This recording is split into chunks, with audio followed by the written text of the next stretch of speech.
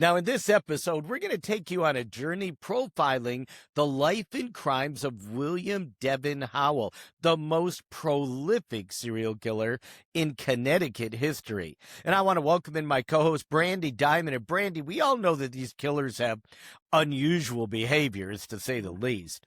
But this homicidal maniac killed over a half dozen people and buried them in a wooded area that he referred to as his garden. John, how many times have we seen this? Serial killers burying their victims right in the backyard. Do they want to be able to see what they've done? I'm really interested to find out more about William Howell. And unfortunately, like you said, it wasn't vegetables that he was growing in his garden. Yeah, and this wasn't a backyard garden like we've talked about with some other serial killers, where officers finally go in to the house and start digging around the backyard and digging up, bodies and bones. This he called his garden because that's where he would dump the girls and put them in shallow graves. It was behind a strip shopping mall, and no one discovered it for years. That's wild. That is wild. Behind a strip shopping mall? Yes, Oh my yes, a wooded God. area. We'll get in. I'll tell you all about it later, but let's get into William Devin Howell.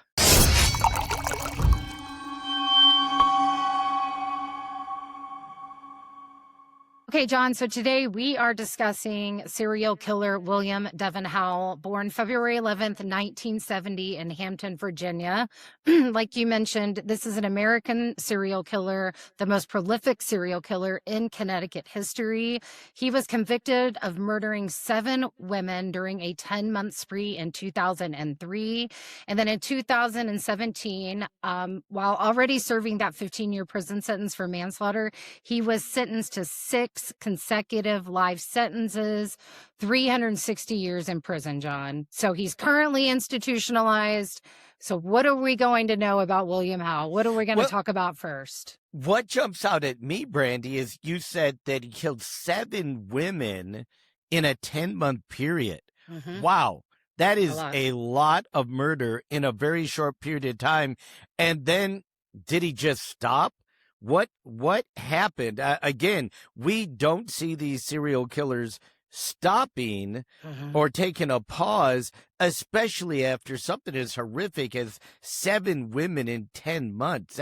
That's really aggressive. So it's going to be interesting to kind of dive in here. But when we look into his background, we actually see another anomaly, just like last week in our last episode.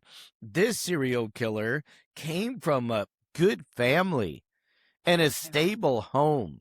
And, so anytime we see that, we're like, wow, how, where did this guy take a left turn?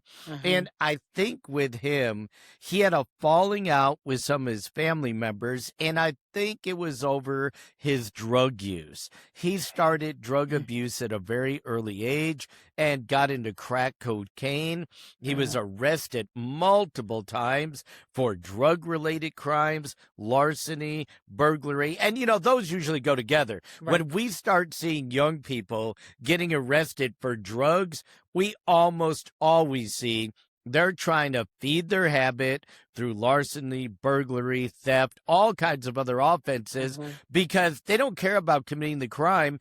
They just want to get high, and what they're going to do whatever it takes to get the funds to do that. So we see a good family, stable home, like you said. Usually we see something in the background that possibly triggers this behavior later on. But we know the drug abuse starts early, the crimes start early. And now, is this going to continue into his adult life, John? Yeah, he actually becomes a drifter and kind of transient. And we see him moving around Florida, Georgia, New Jersey, Virginia, Connecticut. So we see him moving through multiple states, and he's arrested numerous times for not only drug-related offenses, but now we're seeing him arrested for soliciting prostitution. Okay. So the crimes are expanding. The crimes are now turning into sex crimes.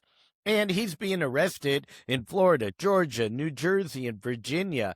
So we're starting to see this pattern of behavior here that it's not just the drugs, it's now sex. And we see he's evolving, right? Yes. He's evolving as a criminal. We don't see any serial killer behavior yet, Right. but through this kind of young adult period, he was certainly evolving as a criminal. He lived out of his 1985 dark blue Ford Econoline van. I don't know if you can picture that, Brandy, but unfortunately, I can.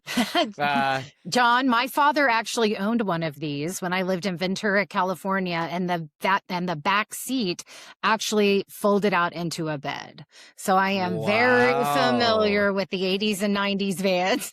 There you go. But I bet your dad didn't call his the murder mobile. Let's hope not. At least not in front of at least not in front of the children. At least not in front of the children. Yeah, no, actually he called it the murder mobile, and that's where he ended up committing many of his horrific acts. And we're going to talk about that later. But his, prior criminal history, the drug abuse, the personality traits, the sexual deviance, all lead us to obviously very antisocial behavior. Yeah. And then all of a sudden, he moves back to Connecticut in the early 2000s. So he's been on the road for a couple of years. He's been arrested in numerous states, arrested for numerous crimes, both sexual and theft type offenses. And now he's working odd jobs, starts mowing lawns in Connecticut, and even paints the side of his van so that he can get business, and tries to turn his odd job lawn mowing business into an actual service, which he does to some degree. So when we start looking at, his young life and profiling it, substance abuser, we're certainly checking that box. Abusive family members. No, his family was stable, a good family. We don't know about mental health issues, but we certainly do know about the drug abuse, right? Right. And so that is an obvious trait. He is charismatic to the point where he's approaching these women. He's soliciting sex from them. He's out buying drugs. We certainly see that. Don't see anything on the animal abuse side, at least anything we know. But, a fascination with sexual deviance, including pornography. And yes, a criminal history, a fairly extensive criminal history, even if it's just kind of low level, petty level, drug, larceny, theft crimes that we see. So he ends up checking a bunch of those boxes for us, Brandy. Yeah. One other thing I wanted to, do you think he's now going back to his, I don't want to call it safe space, but where he's going to end up committing these crimes, right? He's going back to familiarity, the area he's from after traveling around. So do you think he's now thinking and progressing to this? Do you think he's getting settled into some of this? What are your thoughts on him moving back? No, I think you're exactly right. I think, we see that these serial killers have their comfort zones. That's why we do geographic profiling. That's what I did with the serial killer that I caught. And I think you're exactly right. I think he's been on the road. I think he's been in and out of jail, picking up prostitutes, doing drugs. Now he wants to go back to the New Britain, Connecticut area where he's from. And I think he wants to progress in his criminal career. And I think the way that he feels he can progress is if he's in his comfort zone. And I don't care if we're talking about Jack the Ripper or Ted Bundy or Gacy or any of the others. They all seem to have a comfort zone. Even Israel Keys, if you believe he committed all of those crimes, he had comfort zones where he placed those kill kits. And certainly the Highway Strangler, just on and on. We can go back. Arsenic Annie, killed in her area. But I think most of these killers, the vast majority of them, have a comfort zone. And I think he was looking for it. And unfortunately for these women, he found it. Yeah. In fact, his first victim, John, Melissa Ruth Kimmelini, white female, 29 years old, mother of two from Seymour. She went missing on January 1st, 2003. Now, she had been recently living in the Waterbury area and was last seen in that area with two men. She was known to have a substance abuse problem. She would regularly disappear for long periods of time into prostitution. John, her body was discovered buried behind a New Britain shopping center and was identified in 2015. I'm going to assume, John, this is the garden you spoke about. Yeah, exactly. No, that's the garden. But look at that gap, Brandy. Yeah. 2003. 12 years. And her body was not discovered for over a decade. Wow. And when it was discovered, the entire garden was uncovered and a lot of bodies were discovered. But yeah, she's one of these people. We call them soft targets, victims, out there in society, potential victims, living on the edge, drug user, disappearing for long periods of time. Who's going to miss her? Right. How long is it going to take them to miss her? So this is one of those marginalized folks that we see with many, many serial killers. And you got to remember, this is this guy's lifestyle. Right. He has been a drug abuser and drug user for years. He's been known to pick up prostitutes for years and arrested for it. So this is kind of his wheelhouse. So I think you were right on the mark when you said he went back to where he feels most comfortable to start really committing the crimes that he wanted to commit, which unfortunately was kidnapping, rape, and murder. Yeah, and John, it's unfortunate we see all these, I don't want to say like misdemeanor charges. I'm not sure if any of those were actually felonies when he was arrested, but again, missed opportunity to keep this guy behind bars and not be able to, move around and then ultimately move out to Connecticut and start murdering. Well, and he kept moving around. So he might have charges in Virginia and serve a little bit of time. And now he's in New Jersey and he's got charges. Then he goes to Florida, Georgia. These agencies, there's nothing they can do. We're not talking about federal charges on him yet. Right. So he's got different charges in different states and he may serve a couple months here, a couple days here or whatever, but they're not connecting this pattern of behavior. All right. Well, just a few months later, June 18th, 2003, Janice Roberts, white female, 44 years old. She is a transgender woman from New Britain. She was last seen alive on that date, June 18th, 2003. She was observed getting into Howell's blue van outside of a Stop and Shop in Wethersfield. She was reported missing on June 24th, so just 6 days later. Howell later told an informant that he tried to engage Roberts in a sexual act and then realizing that she was a transgender woman, he strangled her, John. Yep. Yeah. He decided, I don't want a man. Yep. He picked up what he thought was a woman. And Brandy, let me tell you, as a cop for over 4 decades, this is kind of hysterical. I've seen this happen over and over and over again where a trick tries to pick up a prostitute thinking it's a female, and it turns out to be a male. Most of the time, they're just totally embarrassed. They want to get out of there. They don't want people to have known what they've done. But this guy's a serial killer. So he flies into a rage, and what does he do? He strangles her or him to death. Because he's so mad. He's angry. And he even told somebody that later on. Hey, I thought this was a woman I was going to have sex with. Find out it's a guy. And I killed him. And so even though, he killed him that very same night, again, the body wasn't even reported missing till 6 days later. And this is one of the multiple times that witnesses are seeing Howell's blue van.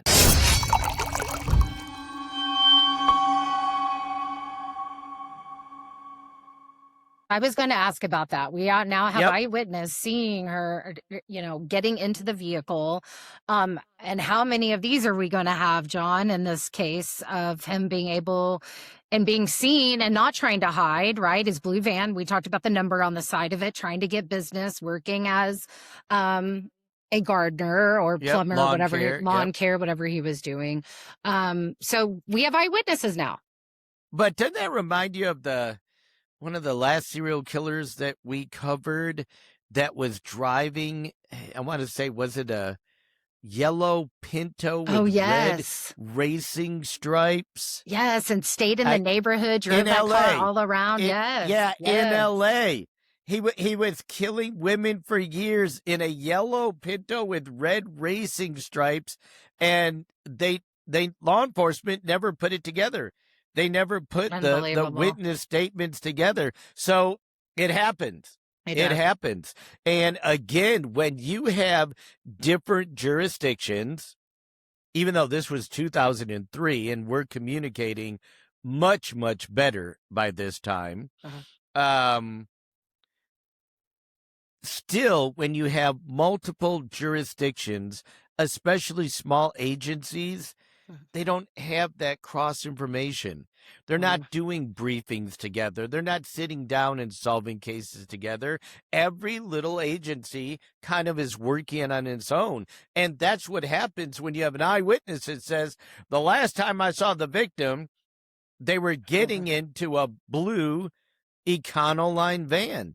And that's critical information, but because law enforcement's not talking, that information never gets passed. And we're going to see that there's a lot more victims here. So, when you talked about the profiling piece, we were covering a little bit of just his background, but what about the victimology? What are we picking up? I know we said sex workers. They have addiction issues. He has addiction issues. He was a transient. They're transients. What else are we picking up on the victimology piece? Yeah, we're only 2 victims into it, but it's pretty obvious who he's going for.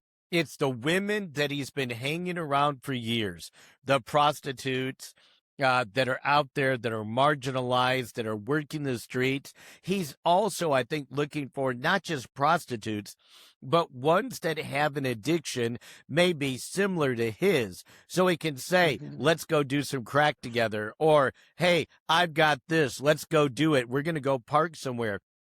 He knows this lifestyle, this kind of underbelly of society so well that it's easy for him to get in and out of neighborhoods, find these women, pick them up, and disappear with them.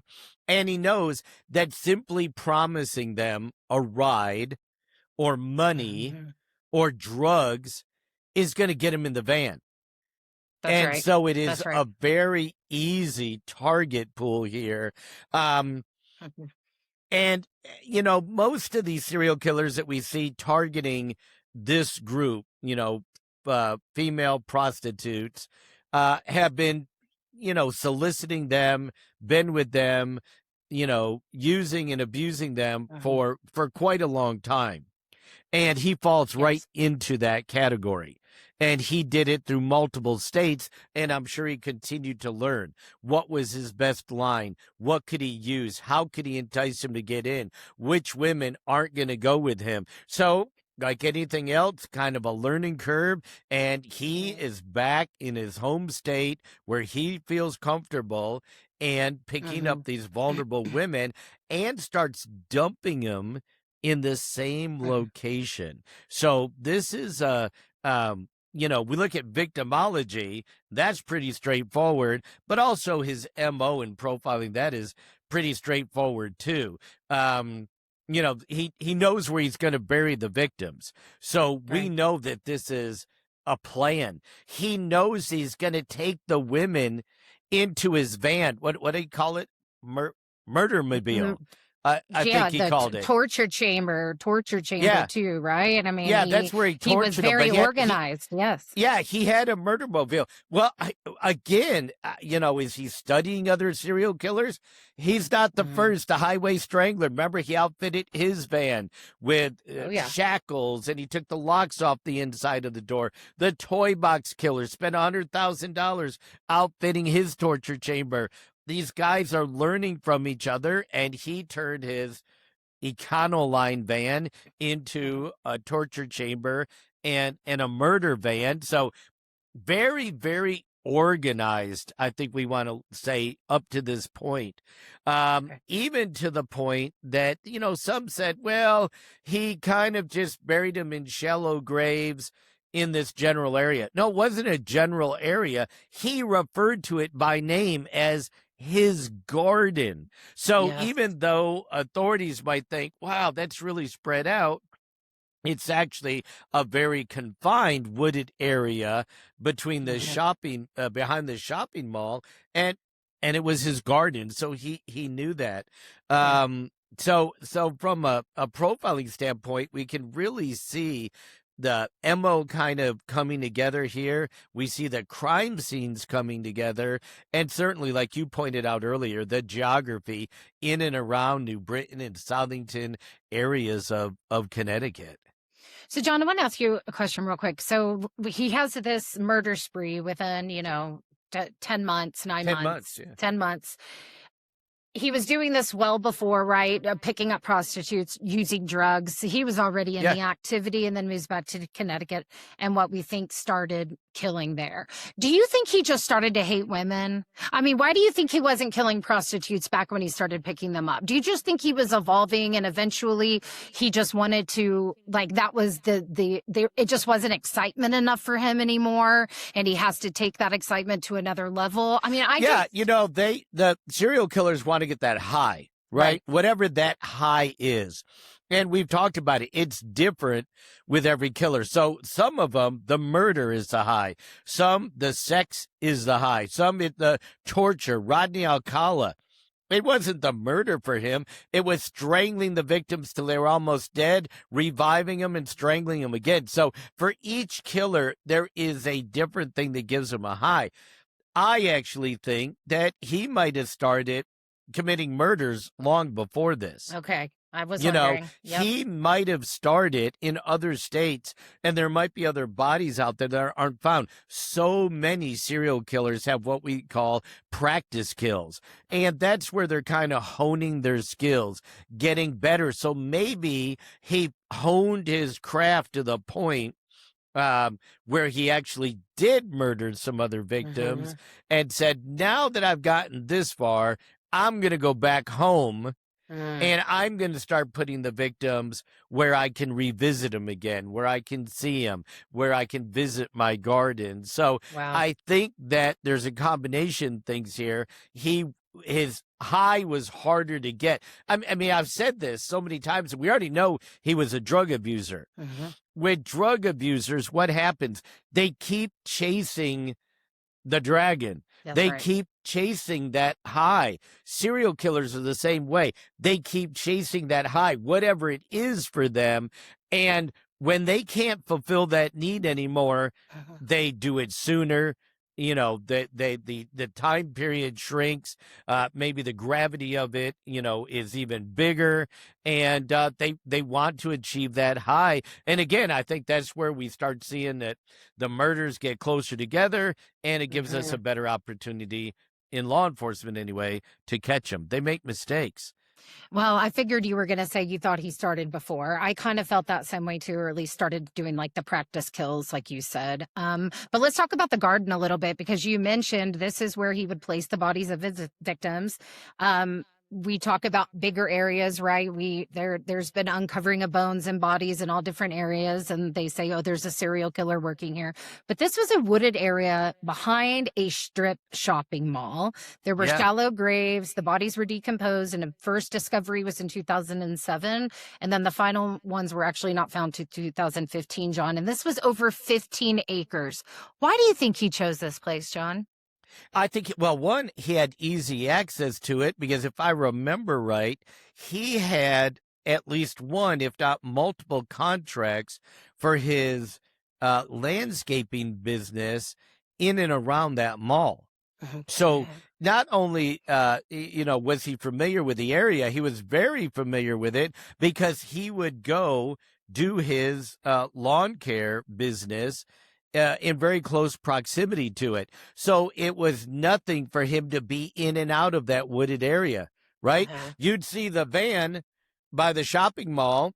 And then Uh-huh. you'd see it behind the shopping mall. Then you might see well, you're not thinking anything of it. And if the police stopped him, what are you doing? Well, I have a contract right here. Go ask them. Go talk to them. They're a client of mine.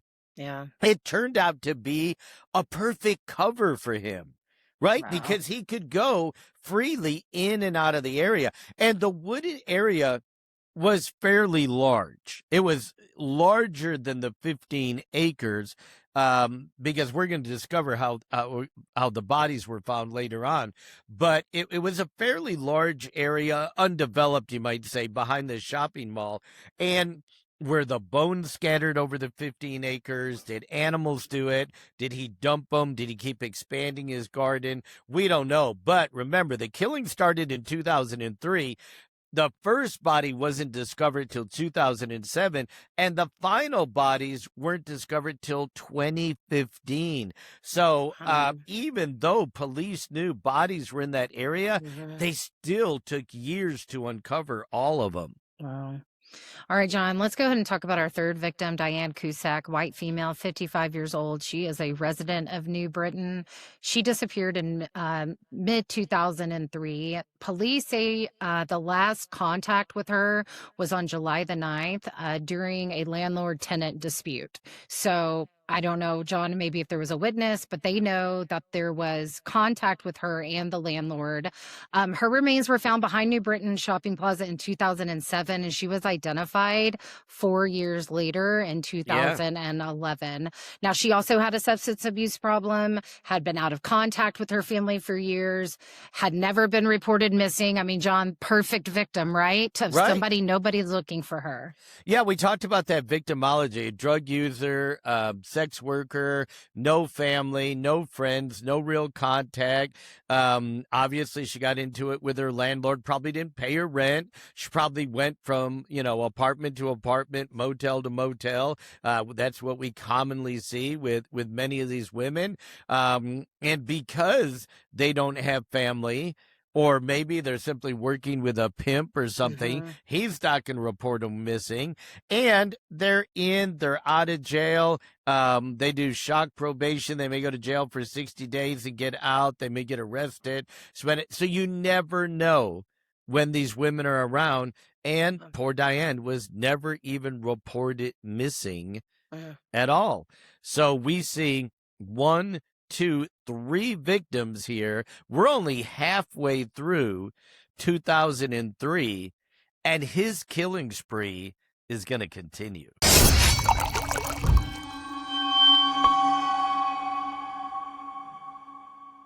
Now, on each episode of True Crime and Wine, it wouldn't be True Crime and Wine without a wine break, would it?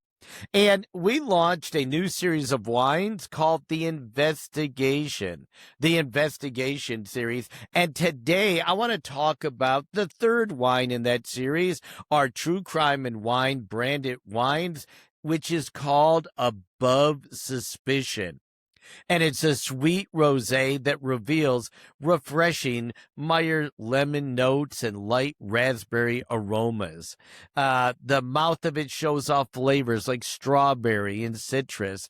And Above Suspicion has a medium intensity. Let me tell you, I had some of this when I was out in Vegas not long ago, when it was 105 degrees and I was by the pool, and it was absolutely wonderful. It's well balanced between sweetness and alcohol and acidity, that it's almost suspicious. So Above Suspicion, our sweet rosé in the investigation, true crime, and wine series. And if I didn't mention it already, for every bottle purchased, $1 is donated to the DNA Doe Project, a 501c nonprofit dedicated to helping law enforcement name and identify remains using genetic genealogy. And Brandy and I have talked about how important DNA and genetic genealogy is today for us in law enforcement. So $1 of each bottle goes to that great group there.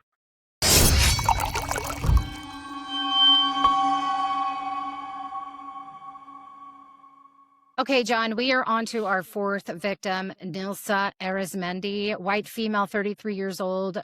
On July 31st, 2003, a woman told police that her sister, 33-year-old Nilsa, had not been heard from in 7 days. So over a week, the sister told police that she was a heroin user and a sex worker who was living in a motel in Wethersfield along with her boyfriend.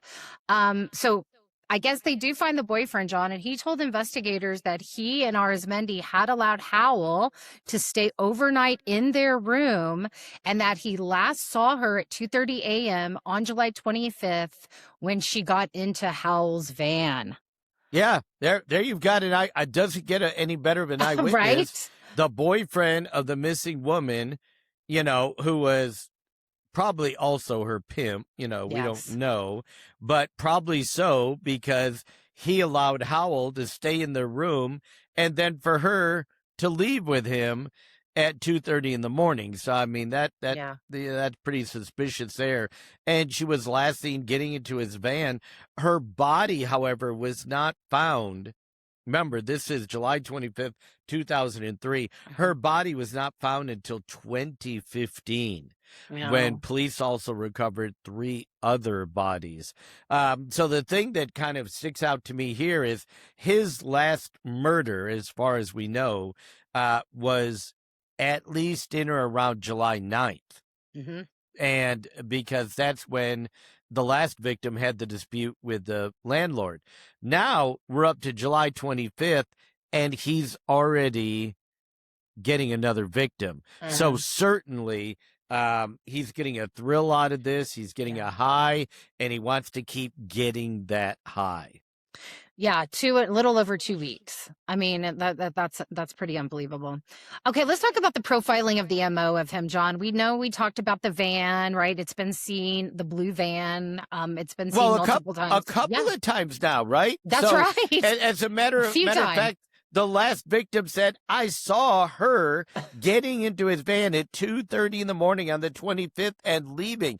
And what gets me, Brandy, is I actually looked up and I discovered that his van was painted on the side that said Quality Lawn Service, called Devin. Oh my gosh. Even gave his name, huh? I mean, I thought the yellow Pinto with red racing stripes I didn't think it could get any worse, right? Yeah. From the LA serial killer. I was like, wow, yellow Pinto, red racing stripes. How much more obvious? This guy painted his logo and his name and a number on the side of his murder mobile. Oh my gosh. I mean, are you such a narcissist? Do you think you're just invisible and nobody is going to find you out? I mean, I don't know, John. What goes through their head? They think they can get it. One, they think they're smarter than anybody else, and they think they can get away with it. Mm-hmm. And they start slipping up because they start giving into their urges, wanting to get that high. And so it's kind of a culmination, right? In law enforcement, we always call it the totality of circumstances, but it's all of those things coming together. And he's riding around in a blue Ford Econoline van with his name and number on it. And like I said, sometimes hiding in plain sight is the best place to be, because he did have clients all around that area. And he was servicing laws, so nobody thought it was out of place Yeah. to see Carl Devin on a van that's driving around this area. Well, in this van, John, where Quality Lawn Service Called Devin was written, he was raping and torturing these women and actually inside the van, Yep. strangling them, their other violence, dumping their bodies in that garden. What else are you picking up on his MO? Yeah, I think he actually hit well, one of the victims in the head with a hammer. But he was pretty consistent. He would lure them into the van and murder them and then dump them in his garden. However, we do know, Brandy, that in one case, he kept the body in the van for 2 weeks, sleeping beside it. Yeah, yeah. Can you believe that? Sleeping beside it, and pretty sick. We don't know what he did, but Mhm. he didn't want to get rid of that body. Oh, John, 2 weeks? Let's have a whole show about decomposition and what happens after 2 weeks of a body, but my Yeah. God, and the necrophilia, because I'm pretty positive. Why are you just gonna lay next to it? He's cuddling with it. I mean, who the I hell knows, right? Yeah, no, he did say he cuddled with it, and Okay, okay. he didn't want to get rid of it. I Ugh. couldn't find anywhere in there though, in that specifically said that he had sex with the women after they were dead.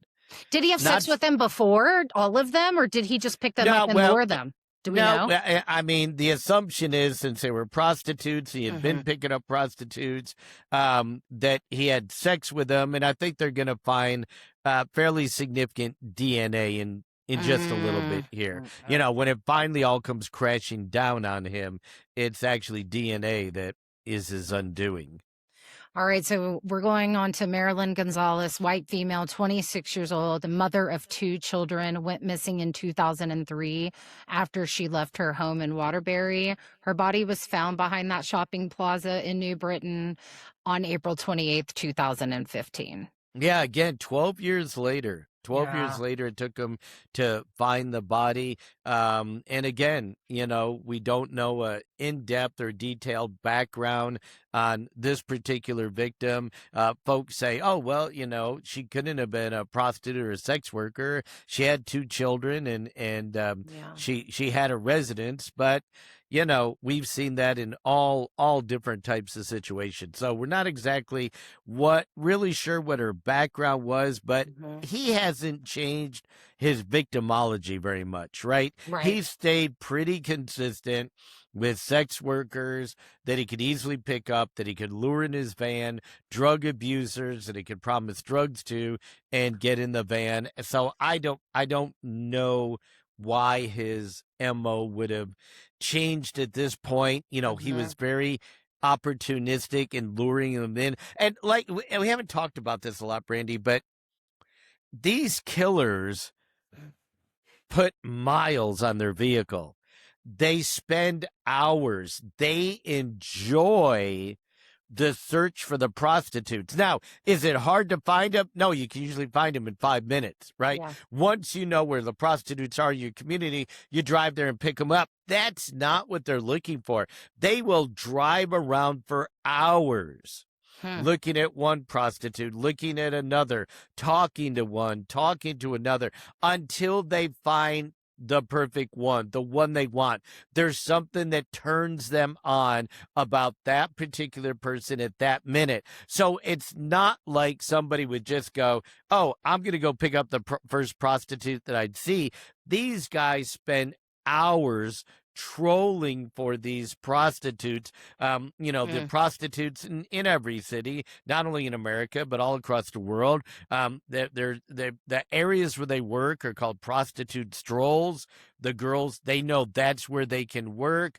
They know that's where the tricks know that's where they work.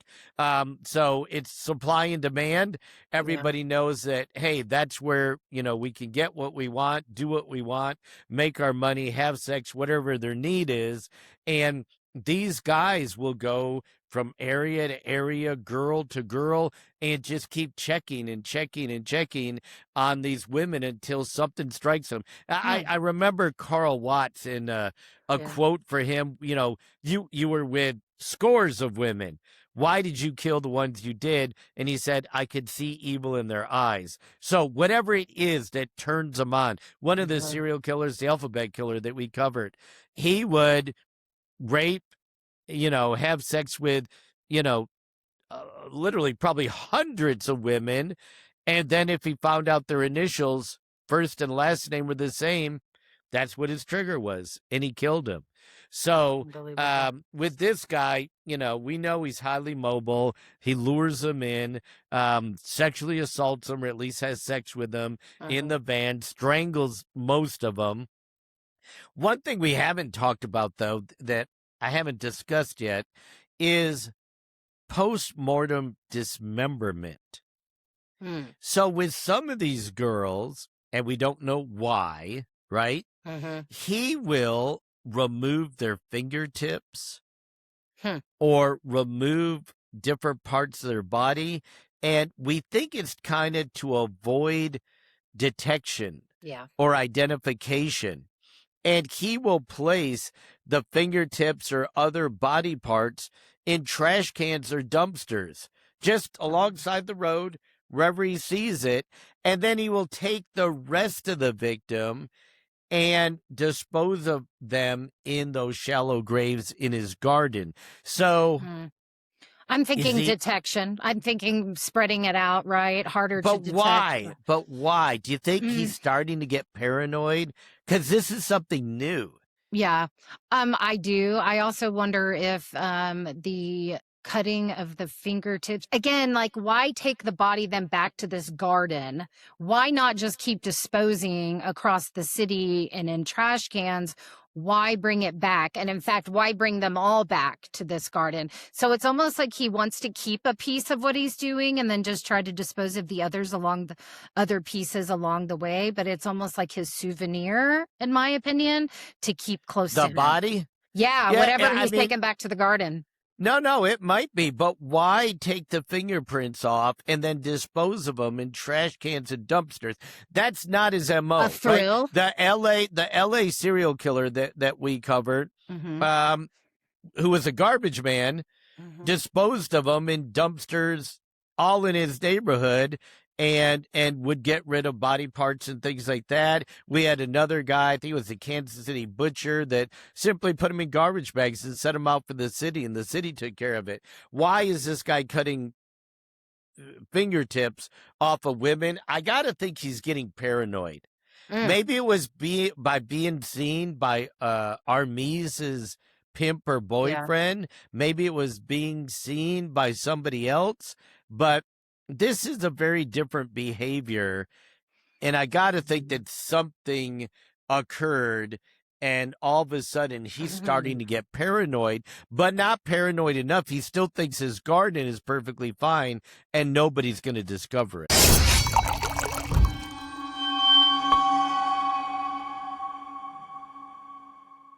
John, what about possibly DNA under the fingernails? I mean, maybe it could be. No, very good.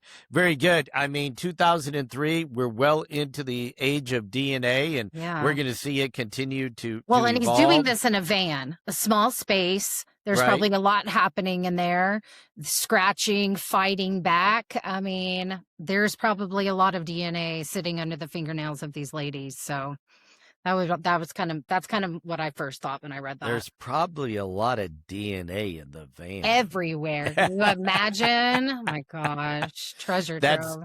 Yeah, that's probably not a place that you want to put down that third seat bed and sleep in, Brandy. No. All right. Well, these poor victims, John, we know they're female. We know they're prostitutes. We know they're drug users. We know they're in and around New Britain and Southington area where he's comfortable. They're lured by money, drugs, and rides. Like you said, he knows what it's going to take to get them into that van. Anything else you want to mention about these victims? And I'm not sure, when they're in the van, does he reveal that he's going to kill them? Does he simply strangle him? Is that what causes the fight? And you could be exactly right. You know, if he's evolving to the point where, what was that, between July 9th and July 25th, you know, you're talking 2 weeks that he's killing and killing and killing.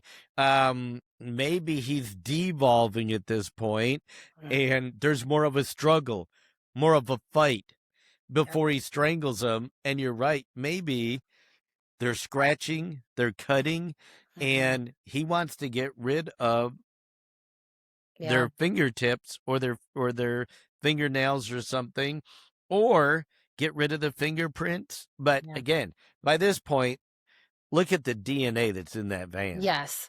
I mean, I guess he's thinking that maybe that's going to be their, again, and he's sexually assaulting most of them, right? That's There's why DNA I go back there too. So well, that's why I go back to paranoia. Yeah, I agree. You know, anytime I see removal of fingertips, I go back to paranoia, because they're trying, or burning, when they burn the fingertips off, they're trying to delay authorities in identifying the body. Yeah. Okay, John. Well, we have another victim, unfortunately. White female, 23 years old, Joyveline Martinez. She went missing on October 10th, 2003, but was not reported missing until March 29th of 2004. So, you know, about 5 months after she goes missing. So suspicion started to arouse when she did not show up for her own birthday party. She was last spotted in her hometown of East Hartford, where she'd lived with her mother. So she was a track star. She was an athlete in high school.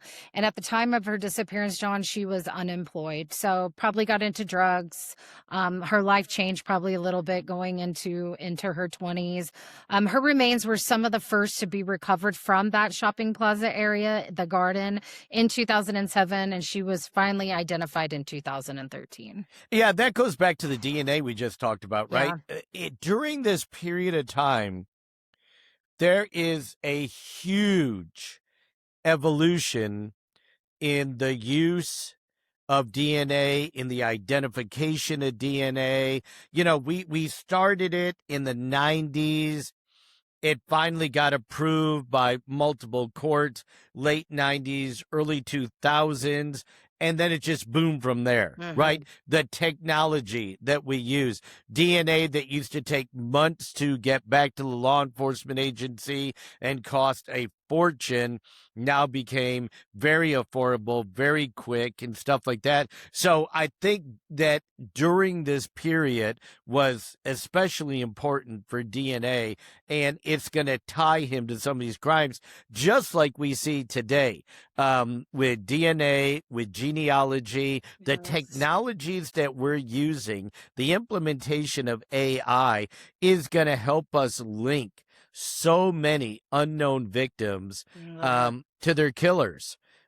So many bodies where we can recover enough DNA to test it, to get some genealogy from it, is going to be a tremendous help moving forward. And it certainly was a help in this case back in the 2000s. You know, John, I do wonder about the AI and just the evolution that we talk about all the time about genealogy and how so many cases that have gone 30, 40, 50 years are being solved.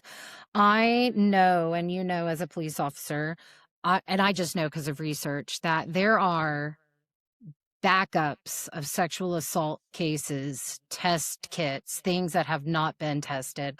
I would really like to see what that looks like in our future, to be able to go to the states that don't have all the resources to go through all of these and start bringing some awareness and justice to these women and men that are assaulted. Because, John, they could go years to wait for justice. So I hope that along with solving these crimes and murders, that we're able to start chipping away at some of these other things that need to be addressed within our system. Well, and I think the way technology is improving, we're going to see that. Right. We're going to see that in our lifetime, not just DNA, not just genealogy, not just AI, but all of it together.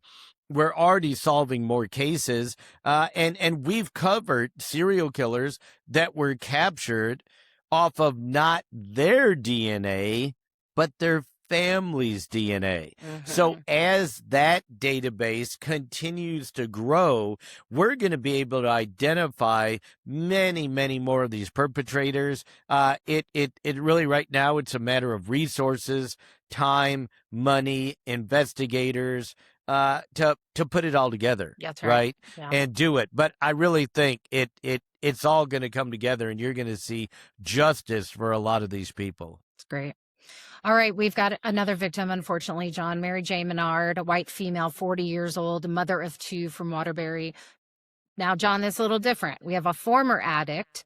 She turned her life around, became a substance abuse counselor, then goes missing in New Britain in October of 2003. Her remains are found behind the shopping plaza in 2007. So, John, was she not out there prostituting and not addicted? She was recovering and maybe in the area. What do we know about Mary Jane? Yeah, we don't know a whole lot. We Okay. don't know if she, kind of fell off the wagon with the drugs or the Okay. prostitution.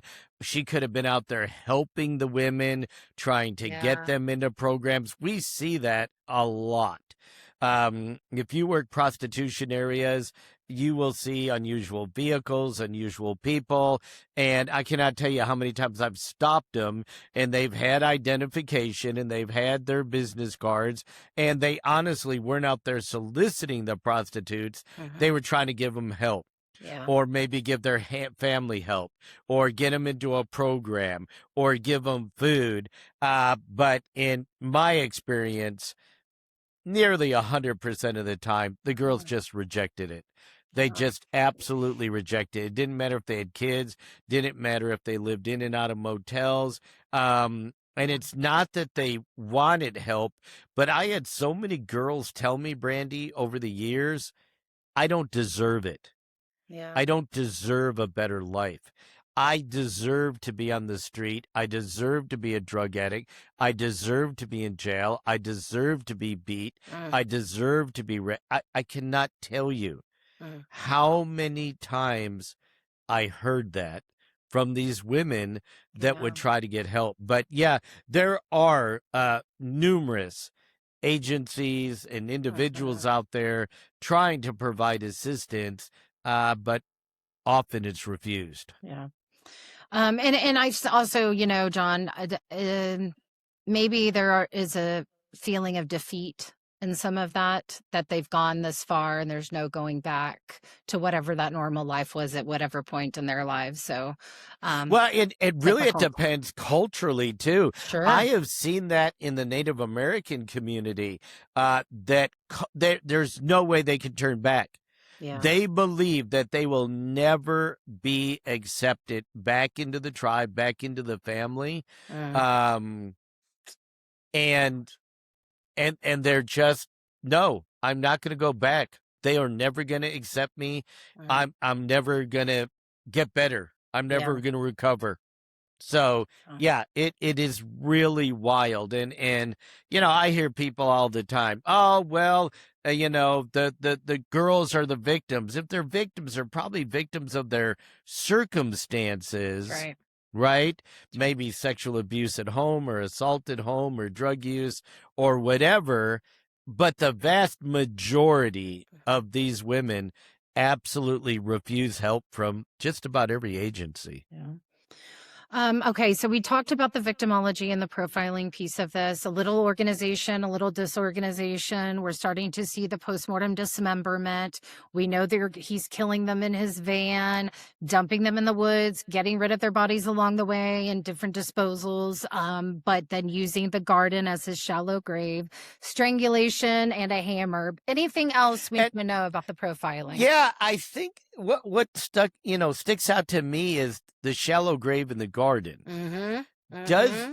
does he not want to take time to dig a deep grave that only he knows where it is, where the body parts aren't going to be scattered by animals, the weather, Mm-hmm. it's not going to deteriorate.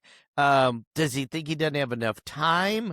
Or is it that he feels so safe in his garden Mm-hmm. that he can simply cover the girls up, right? with a little bit of Yeah. dirt, a little bit of leaves. So that's what's kind of intriguing to me. It would seem like if he wants to keep them preserved, he would dig deep graves and bury them deep, Hmm. or maybe he wants to get access to them again. Well, I thought about that too. And I also thought about the fact of when you plant seeds, you don't dig very deep. I mean, when you put things in your garden, unless Yeah, it's something like a tree or something with a long stem, you're not typically digging very deep. So I don't know, maybe it's that's creature of freaky, habit, Brandy. right? Creature of habit and what he's used to doing in his job. I don't know. Gardening or planting, I Yeah. never thought of that, but that Mm-hmm. is kind of freaky. Was he almost planting seeds? You Mm-hmm. know, I mean, he knowing his called it his background. garden. He's called it his Yeah, garden, no, right? he Like full praise. definitely did. Yeah. So he was a landscaper and he called it, so he took ownership of Mhm. that property. And I think that's significant. Yeah. I think that's important. He took ownership of it.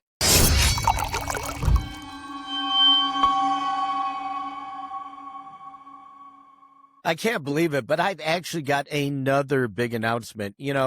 Recently we announced the launch of 6 new true crime and wine brands, and that has been just fantastic.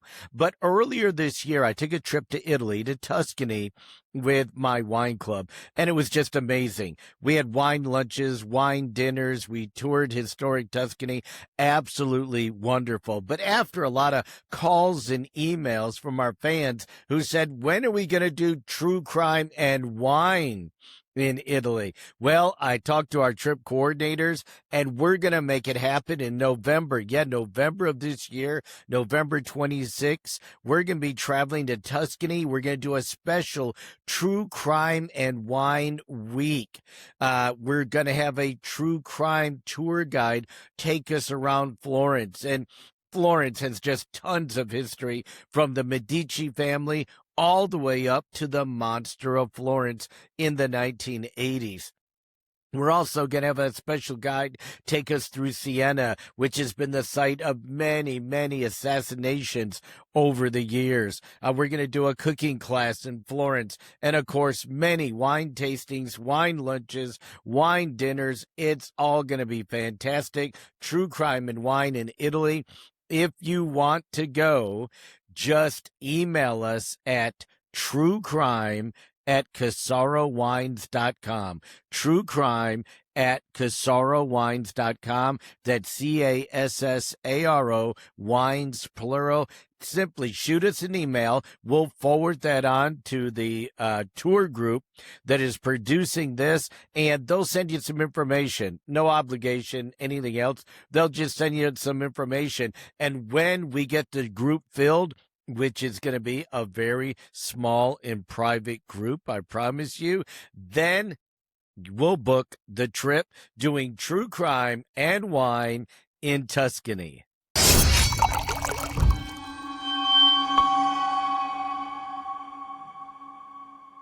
Of it. Okay, so we get into the investigation. So now he's being questioned after Arizmendi's disappearance. This is the one with the boyfriend that was in the hotel. This was in April of 2004. But after being released, he flees to Virginia. Right. So following his arrest on unrelated charges in North Carolina, police seized his van.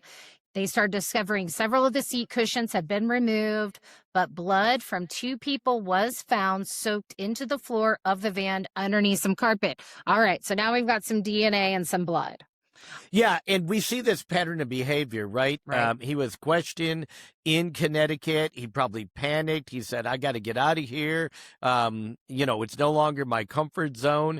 And he flees to Virginia, then North Carolina, maybe some other states during this time. But it was a lucky chance arrest on unrelated charges that they seized his van, and must have thought something's really weird here, because they search it and it's a lawn care van, and yet there's blood in the back. They, of course, test the blood, human blood, and they do get some DNA. So now they go back to Connecticut and say, hey, what crimes y'all have open here? And they immediately point to that one, Arizmendi's, and they go to their relatives and take blood from them. It was a 99% match. That's enough to get a warrant. And they also found in the van a half dozen videotapes of Howell that they could identify having what law enforcement said was bizarre sex with women, but that the videos were intentionally shot in a way that their faces were not visible. This gets back to that whole planning organization. So not only is he planning to have sex with them, he is going to actually videotape them, and he knows how to do it in such a way that he's not getting their faces on tape. So if anybody finds it, which authorities did. Yeah, and I almost want to say those probably weren't his first 6 tapes. I think he's got this down and has probably taped himself, maybe not in this capacity at first, but I think he probably had practice doing that before he actually started videotaping the murders, or the women he was going to murder after having sex. Okay, thankfully, this guy is arrested, John, in Hampton, Virginia on May 15th, 2005. Because Arizmendi's body was yet to be found, Hal was charged at the time with first-degree manslaughter. Right, because she's missing. They've got a missing person report. They've got blood from her, and so they don't have a body, though. So we know the offense was committed in Connecticut. We know that he was found in North Carolina in another arrest where the van was seized. He then was released and fled to Virginia, but fortunately was caught there. So now he's charged with first-degree murder and charged with tampering with a witness after threatening another inmate not to testify against him from what he's said in jail. So he's got a couple of charges here. Now, it's not till January 2007 that the trial begins. And I had never heard of this. He entered an Alford plea, and I don't know if that's a Connecticut law or whatever. I never did have a chance to look it up. To first-degree manslaughter, meaning he didn't admit to the crime. I guess it's like a no contest, but conceded that the prosecution had enough evidence that a conviction would be likely. So I guess in Connecticut, you can make this plea and it's like a misdemeanor here in Texas. I've heard of the Alford plea. I don't know what states it cross. I have heard of the Alford plea before. Yeah. So, on most misdemeanors, you can plead no contest. You're not saying I'm guilty, but you're saying I'm not going to contest this charge. So, whatever you're going to give me, usually a fine or community service. But in his case, we're talking about murder, and he says, I'm not going to contest it. So go ahead. And at sentencing, he's sentenced to 15 years for the manslaughter, but still he insisted, I didn't kill her. The bloodstains were from a fight we had, and it wasn't even between me and her. Her and her boyfriend were in the van, which, it could have been. Remember, they slept together in the apartment. Then he was seen with her in the van, whatever. And he even tried to get his Alford plea thrown out, claiming he only entered it because a public defender pressured him to do it, but the judge didn't buy it. Yeah. The judge says, no, your blood's in there, her blood's in there, we can't find her, and sentenced him to 15 years on first-degree manslaughter. Not very much, but at least he's in jail, right? Right. So now we've got in 2007, August, a bow hunter seeking a new place to hunt discovered a human skull and alerted police. And this isn't very long after he was sentenced. That's right. It's not. Right? So, this was not very long at all after he was sentenced, and it was just by luck that this bow hunter walking the wooded area found a human skull and called the police. Officers, of course, responded and began searching the area, and what they discover. More victims. More victims. Now they're going to start decomposing bodies. Yeah, wow. Now they're going to start uncovering all of this. And the autopsies revealed strangulation, blunt force trauma, and removal of body parts from some of the victims. So obviously, the bodies are dumped in the same location. The bodies have the same type of cause of death. The bodies have the same types of body part removal. What do we think? It's obviously the same person, right? Right. We've got a serial killer here. And this is in 2007 that this starts. Yep. And then we're going to fast forward to 2015. More bodies are discovered, bringing the total in the garden to at least 7. Now, in June of 2015, the body of Marilyn Gonzalez, who went missing in 2003, she is then identified. And also in 2015, police reconsider Howell as a suspect after learning he did landscaping around the strip center near his garden, and his van was seen in multiple locations where victims disappeared. You know, John, I thought about this too. He's putting bodies behind a shopping mall. And how many times have we talked about serial killers and thought about serial killers that are scoping out mall parking lots, right? Or waiting and, following someone inside and then waiting for them outside. And like you said, he moved his van around this place. People were used to seeing it, and he was hiding in plain sight. Yeah, now they put it together. His van was at the shopping mall. Why? Because he had contracts in and around the area. The van was also now seen in prostitute areas. So you have the van in the shopping mall, which is right in front of where his garden was located. You have the van in the prostitution areas. You now have dead women, prostitutes that are being identified after being found in this garden. DNA is finally linking them so we can identify them. So it's not hard putting this case together. Right. He's frequenting prostitutes. His van is being seen with prostitutes. Prostitutes are found dead in his garden. The garden is right behind where he works, doing the landscaping. So it took years.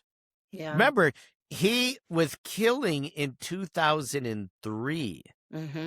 Wasn't convicted of the first manslaughter till 2007. And that's when the garden was discovered. And we're all the way up to 2015 now, when we're finding these other bodies and tying him to the case. So we know Nilsa, Melanie, Danny, Diane, Marilyn, Mary Jane, and Joyvelyn were all victims and found in the garden. 8 years span, John, but they have found these women and been able to identify him. And then he gives himself his own nickname. He tells his cellmate, I hate this. Right? Don't you hate that when they give don't themselves... give yourself your own nickname. I mean, people have to nickname you, okay? All right. So even if you're he wanted to name I hate when notoriety. Football players do that too. Yeah, like notoriety, right? Yeah. He wanted something, but he actually described the Sick Ripper, which is what he called himself. He said that was a monster inside of him, and that's what he described it as, the Sick Ripper. Yeah, he actually told that to a cellmate. Yeah. And how many times do these guys talk? How many times do they talk? It is incredible. Remember, in fact, the dialogue, what we had between Herbert Mullins, and Ed Kemper, as they were both on death row in San Quentin. I think it's just hysterical. But unbelievable. Anyway, these guys talk. He also told an inmate during a card game that he kept one of the women's bodies in his van for 2 weeks. He said it was too cold to bury her outside. Okay. What he probably meant was the ground was too hard. Yeah. Right? That's probably what he meant, is the ground was too hard. And even though he's only digging his shallow van, he slept next to her, Brandy. We know that. And called the victim his baby. Am I reading this right, John? Oh my God. Gross. He later cut the tips off her fingers. I don't understand this. The only one I've seen this. Dismantled her bottom jaw and disposed of the body in actually a different state. So that means he kept her bottom jaw with him as he was traveling around to these different states. So no is idea. that okay? So the first thing I thought of was identifying by teeth. And what about the top jaw? I know. And then did she bite him?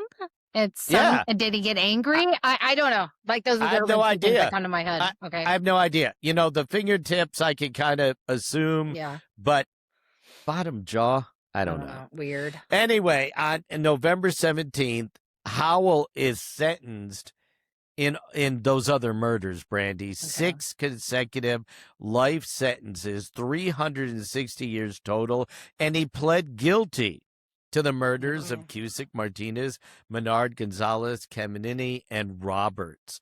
Why did he plead guilty? They had a lot of DNA. Yeah. They had a lot of witness statements, and he decided to confess. And then in a moment of, oh, I'm sorry, which I never believe because these guys have no empathy whatsoever. He apologized to the families of the victims. He called his actions monstrous, cowardly, and selfish. And he said that he told the court, I deserve a slow, painful death. Well, yes, you do. And yes, I agree to all of that. But it doesn't help these victims' families. I know. And it doesn't help bring their girls back. I know. Right? Right. So, to me, how empathetic is this guy? How sincere is this guy? These are horrible acts that he did. He did have an inner monster that compelled his brutality. I firmly believe that. Did he have impulse control? Of course he did. But he also had no empathy. And he tried to cover up his crimes and conceal these murders. Conceal these murders in his garden. So he was a true monster that kept a garden of victims.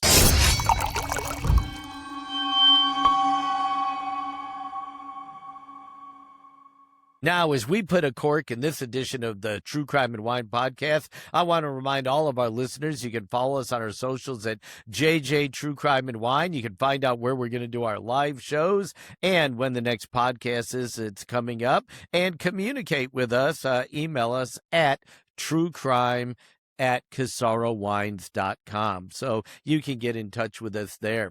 So that pretty much wraps up our business for the day. We got the podcast in the can here, and I want to thank my co-host, Brandy Diamond, for joining me on this journey, and our producer, Lauren Bedsole, back in the Corsicana Command Center for making the show possible. And I invite you to join us for our next episode, where this fascinating serial killer would take women to various abandoned houses in his city. He'd strangle them and leave them to be found by whoever wandered in. I'm John Matthews, and thanks for joining us today on True Crime and Wine. Salud.